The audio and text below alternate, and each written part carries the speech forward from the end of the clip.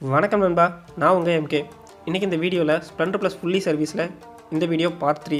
So 2 part பண்ணியிருக்கேன், பார்க்காதவங்க போய் பார்த்துருவாங்க. ஸோ இந்த வீடியோவில் air filter checkup, chain cleaning, அதுக்கப்புறம் கார்பெட் க்ளீனிங்கை பற்றி கொஞ்சம் டீட்டெயிலாக பார்க்க போகிறோம். அதுக்கு முன்னாடி நம்ம சேனலை சப்ஸ்கிரைப் பண்ணாதவங்க பண்ணிருங்க.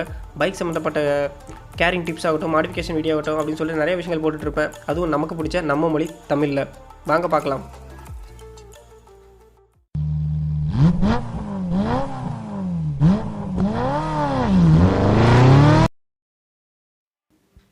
ஓகே, ஃபஸ்ட்டாக வந்து இந்த வீடியோவில் செயின் க்ளீனிங்கை பற்றி பார்க்க போகிறோம். ஸோ அதுக்கு முன்னாடி ஒரு சின்னதாக ஒரு சேஃப்டி விஷயம் பண்ணிக்கிறேன். நீங்கள் வீட்டில் வச்சு செயின் க்ளீன் பண்ணுறீங்க அப்படின்னா கீழே வந்து பாலித்தீன் பேப்பரோ இல்லை துணியோ விரிச்சிங்க. ஏன்னா செயினில் இருக்கிற ஆயிலோடு இருக்கிற இதெல்லாம் வந்து கீழே பட்டுருச்சுன்னா அந்த அழுக்கு வந்து போகவே போகாது.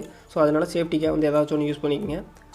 அதுக்கப்புறம் பார்த்திங்கன்னா செயின் க்ளீன் ப்ரஷ் அப்படின்னு ஒன்று இருக்கும். ஸோ அந்த மாதிரி ப்ரஷ் இல்லாதவங்க வந்து பார்த்திங்கன்னா நார்மல் டூத் ப்ரஷ்ஷை வச்சு க்ளீன் பண்ணிக்கலாம். பெட்ரோலை வச்சு தான் செயினை க்ளீன் பண்ண போகிறேன். ஸோ பேக் சைடில் வந்து க்ளீன் பண்ணுறது வந்து ரொம்பவே ஈஸி. ஸ்ப்ளெண்டரில் வந்து செயின் கவர் அப்படின்னு இருக்கும். ஸோ அதனால் அதிக அளவு டஸ்ட் எதுவுமே ஆகாது. ஸோ பேக் சைடு இருக்கிற ஸ்ப்ராக்கெட்டும் செயின் க்ளீன் பண்ணுறது வந்து ரொம்ப ஈஸி. ஸோ ஃபஸ்ட்டு வந்து அதை வந்து நான் க்ளீன் பண்ணி முடிச்சிடுறேன். அதுக்கப்புறம் ஃப்ரண்ட் சைடு வர்றேன். ஃப்ரண்ட் சைடு மட்டும் கொஞ்சம் ரிஸ்க்காக இருக்கும். ஏன்னா இதில் வந்து ரொம்ப வந்து டஸ்ட்டாக இருந்துச்சு. ஃபஸ்ட்டு மேஜராக இருக்கிறதெல்லாம் வந்து ஸ்க்ரூ ட்ரைவர் எடுத்துகிட்டு அதுக்கப்புறம் நான் ஃபுல்லாகவே க்ளீன் பண்ணிடுறேன். அதுக்கப்புறம் வந்து கவரை ஃபிக்ஸ் பண்ணிடலாம். இதில் வந்து 3 டைப் ஆஃப் ஸ்க்ரூ இருக்கும். ஸோ மேலே இருக்கிறது ரொம்ப பெருசாக இருக்கும். அதுக்கப்புறம் லெஃப்ட் சைடில் கீழே இருக்கிறது சென்ட்ரு, ரைட் சைடில் கீழே இருக்கிறது வந்து இருக்கிறதுல சின்னது. ஸோ அது வந்து மாற்றிடாமல் கரெக்டாக ஃபிக்ஸ் பண்ணிடுங்க. இப்போ வந்து ஃபிக்ஸ் பண்ணி முடிச்சிடலாம். ஸோ புது மாடல் ஸ்பெண்டரில் வந்து பார்த்திங்கன்னா இது 2 பார்ட்டாக இருக்கும். இப்போ பழைய மாடல் ஸ்பெண்டருங்கன்னா ஃபுல்லாக கலட்டுற மேக்னெட்டு எல்லாமே வெளியே தெரிகிற மாதிரி இருக்கும். புது மாடல் ஸ்பெண்டரில் வந்து பார்த்திங்கன்னா செயின் அந்த செட்டப் இடத்த மட்டும் தனியாக நம்ம கலட்டுற மாதிரி இருக்கும். ஸோ அது வந்து இன்னும் கொஞ்சம் ஈஸியாக இருக்கும். ஸோ முன்னாடி இருக்க இதெல்லாம் கலட்ட வேண்டிய அவசியம் இல்லை. ஓகே, அடுத்து நம்ம வந்து பார்க்க போகிறது கார்பெட்டர் க்ளீனிங். ஓகே, கீழே இருக்கிற அந்த கீழே இருக்கிறத வந்து ஃபஸ்ட்டு நம்ம ரிமூவ் பண்ணுறோம். அதுக்கு முன்னாடி ஓவர்ஃப்ளோ பெட்ரோல் இருக்கும். ஸோ அதெல்லாம் எடுத்து வச்சுருங்க. ஸோ ஸ்க்ரூஸ்லாம் போடுறதுக்கு ஒரு பாக்ஸ் எடுத்து வச்சுங்க. ஸோ இந்த இடத்துல பிளாஸ்டிக்கில் ஒரு நீடில் மாதிரி இருக்கும். அதை எடுத்தோன்னே வந்துடும். அதே மாதிரி இந்த சின்ன பின் ஒன்று விழும். ஸோ அது கீழே விழாமல் பார்த்துக்குங்க. ஸோ அடுத்து வந்து கார்பெட்டர்லேயே மேஜராக ஒர்க் பண்ணுறது இது தான். இதுக்கோட பேர் வந்து மெயின் ஜெட் அப்படின்னு சொல்லுவாங்க. ஸோ அந்த ஸ்க்ரூ எல்லாமே பிராஸில் ஆகிருக்கும். ஸோ இது எல்லாமே சேஃப்டியாக கழட்டணும், இதுதான் ரொம்ப இம்பார்ட்டன்ட். ஸோ இது வந்து மெயின் ஜெட்டு. அது பக்கத்துலேயே வந்து சப்போர்ட் ஜெட்டு, பைலட் ஜெட் அப்படின்னு சொல்லுவாங்க. ஸோ அந்த ஸ்க்ரூவும் வந்து நம்ம கழட்ட போகிறோம் அடுத்து. ஸோ இது ரெண்டுமே ரொம்ப சேஃப்டியாக இருக்கணும். ஓகே, ஸ்க்ரூஸ் எல்லாம் வந்து ஒரு பாக்ஸ் ஒன்று எடுத்து வச்சுங்க. ஸோ அந்த பாக்ஸில் எல்லாத்தையுமே போட்டுருங்க. ஓகே, அதுக்கப்புறம் பார்த்தீங்கன்னா உள்ளே எந்தெந்த அளவுக்கு எங்கெங்கே டஸ்ட் இருக்குது அப்படிங்கிறதெல்லாம் நான் ஜஸ்ட் ஒரு செக் பண்ணி பார்த்துக்கிறேன். ஸோ ஓகே, எல்லாமே எப்படி இருக்குது அப்படிங்கிறத ஃபுல்லாக பார்த்துட்டு அதுக்கப்புறம் நம்ம எல்லா ஸ்க்ரூவும் ரிமூவ் பண்ணியாச்சு. அடுத்து வந்து மேஜராக 2 ஸ்க்ரூஸ் இருக்கும். ஒன்று வந்து ஏர் ஃபியூல் மிக்சிங் ஸ்க்ரூ அப்படின்னு சொல்லுவாங்க. அது அந்த சைடு இருக்குது. ஸோ அந்த ஸ்க்ரூவை வந்து நான் ஃபஸ்ட்டு ரிமூவ் பண்ணுறேன்.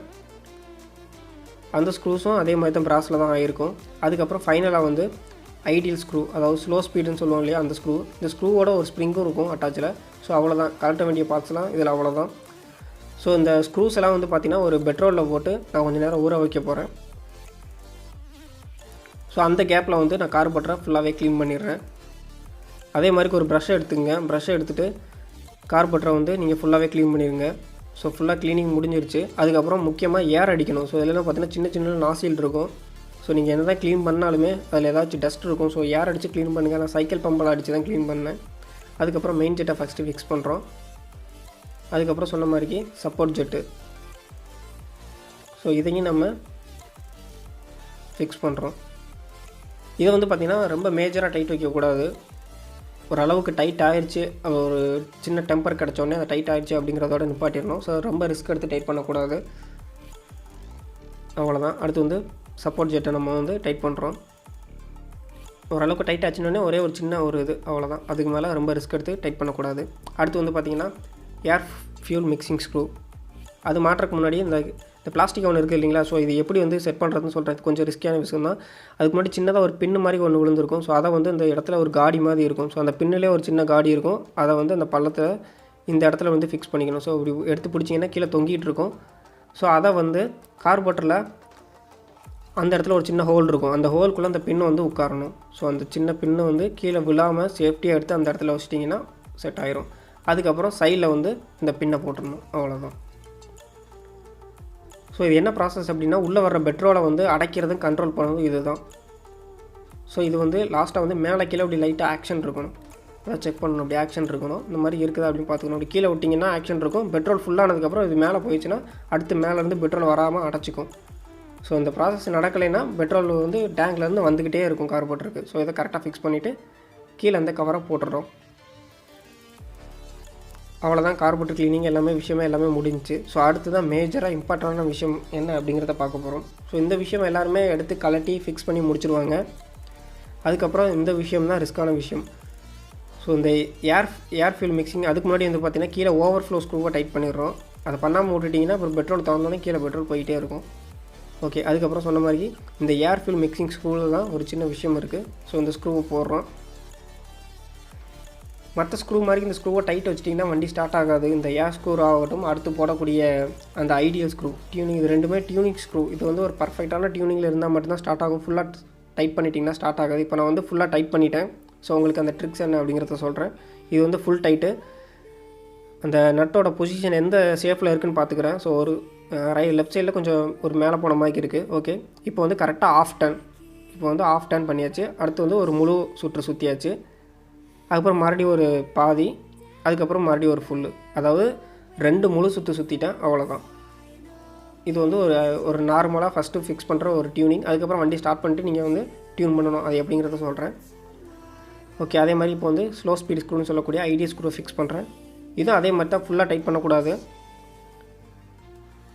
அது வந்து பார்த்திங்கன்னா 2 சுற்று முழுசாக ரிவர்ஸில் சுற்றிட்டோம் டைட் பண்ணிவிட்டு. இது வந்து பார்த்திங்கன்னா ஸ்ப்ரிங்கு வந்து ஓரளவுக்கு டைட் ஆகிறது தெரியுது.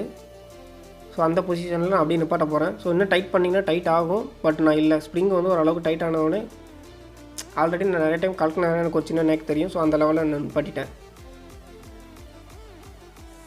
கிட்டத்தட்ட இதுவும் அதே மாதிரி தான், ஒரு 3-4 சுற்றுக்கு முன்னாடியே நான் நிப்பாட்டிட்டேன். அவ்வளோதான். ஸோ அதுக்கப்புறம் வந்து கார்பரேட்டர் வந்து ஆக்சிலேட்டர் கேபிள் இதோட ஃபிக்ஸ் பண்ண போகிறோம். லாஸ்ட் சைடு நம்ம கார்பரேட்டருக்கு நான் கழட்டும் போது இதே ப்ராப்ளம் தான் வந்துச்சு.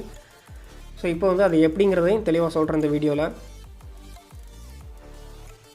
ஸோ அதில் பார்த்தீங்கன்னா 2 பக்கம் 2 காடி இருக்கும். ஒரு பக்கம் பார்த்தீங்கன்னா ஃபுல் காடியாக இருக்கும், அதாவது ஃபுல்லாக வெட்டி விட்ட மாதிரி ஒன்று இருக்கும். ஸோ இந்த பக்கம் பார்த்தீங்கன்னா கீழே மட்டும் கட் பண்ண மாதிரி இருக்கும். ஸோ இந்த சைடு பார்த்தீங்கன்னா ஃபுல்லாக கட் பண்ண மாதிரி இருக்கும். ஸோ அந்த ஃபுல்லாக கட் பண்ண வழியாக தான் ஆக்சிலேட்டர் கேபிள் போடணும். ஸோ ஆக்சிலேட்டர் கேபிள் ஃபிக்ஸ் பண்ணுறது எப்படின்னு தனியாக வீடியோ பண்ணுறேன். ஸோ இது வந்து ஃபுல்லாக கட் பண்ணது, ஆஃபாக கட் பண்ணது 2 இருக்குது. இது வந்து கார்பரேட்டருக்குள்ளே எப்படி கரெக்டாக செட் பண்ணி உள்ளே தள்ளணும் அப்படிங்கிறத நான் சொல்கிறேன். நீங்கள் ஃபஸ்ட்டு கார்பரேட்டருக்குள்ளே அது எப்படி இருக்குங்கிறத பார்த்தீங்கனாலே உங்களுக்கு புரிஞ்சிடும். ஸோ இதில் பார்த்தீங்கன்னா அந்த சைடு பார்த்தீங்கன்னா கீழே வந்து ஒரு சின்ன காடி இருக்குது. இது வந்து பார்த்திங்கன்னா மேலே ஒரு காடி இருக்குது. அது மாதிரி சென்டரில் வந்து ஒரு ஹோல் இருக்கும். அதில் வந்து அந்த நீடியில் வந்து உட்காரணும் சென்டரில் இருக்கிற ஹோலில். ஓகேவா, இப்போ புரிஞ்சிருக்குன்னு நினைக்கிறேன். மேலே இருக்கிற காடியில் வந்து அந்த ஃபுல் லென்த்தாக கட் ஆனது வரணும். கீழே தள்ளி இருக்கிற காடியில் அந்த பெருசாக ஒரு கட் ஆனது வரணும். ஸோ அந்த பொசிஷன் பார்த்துட்டு உள்ளே தள்ளினீங்கனாலே இது வந்து ஈஸியாக உள்ளே போயிடும். இல்லைன்னா உள்ளே போகாது. ஸோ அதுக்காக ரிஸ்க் எடுத்து தள்ளி எதையும் உடச்சிடாதீங்க. அந்த நீடில் மாதிரி இருக்கிறது சென்டர் அந்த ஹோலில் கரெக்டாக போய் உட்காரணும். ஸோ இது வந்து கொஞ்சம் கேர்ஃபுல்லாக அந்த பொசிஷன் பார்த்து உள்ளே தள்ளிடுங்க. ஓகே, சொன்ன மாதிரிக்கே கார்பரேட்டர் வந்து அந்த பொசிஷன் பார்த்துட்டு உள்ளே தள்ளினீங்கன்னா உள்ளே ஃபுல்லாக போயிடும், இல்லைன்னா உள்ளே ஃபுல்லாக போகாது. ஓகேங்களா, வச்சுட்டு அந்த ஸ்க்ரூ பண்ணிட்டீங்கன்னா போதும். அவ்வளோதான், வேலை முடிஞ்சிச்சு. ஸோ இதுதான் கார்பரேட்டர் க்ளீனிங் அண்ட் ஃபிக்ஸிங். அதுக்கு முன்னாடி ஆக்சிலேட்டர் லைட்டாக இது பண்ணி பார்த்துங்க, மூவ் ஆகுதா, கரெக்டாக தான் ஃபிக்ஸ் பண்ணியிருக்கீங்க அப்படிங்க செக் பண்ணிக்கங்க. அதுக்கப்புறம் ஏர் ஃபில்டர் வர்ற அந்த ஹோஸ் சைடை ஃபஸ்ட்டு ஃபிக்ஸ் பண்ணுங்கள். அதுக்கப்புறம் இன்ஜின் சைடு ஃபிக்ஸ் பண்ணுங்கள். அதுக்கு முன்னாடி ஒரு சின்ன ஒரு ரப்பர் வாஷர் இருக்கும், அதை போட்டுட்டு ஃபுல்லாக டைட் பண்ணிடுங்க.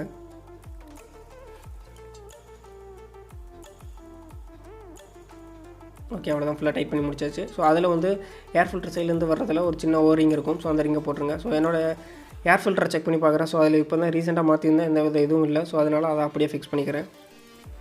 ஓகே, இப்போ எல்லாம் முடிஞ்சதுக்கப்புறம் வண்டியை ஸ்டார்ட் பண்ணி பார்க்குறேன்.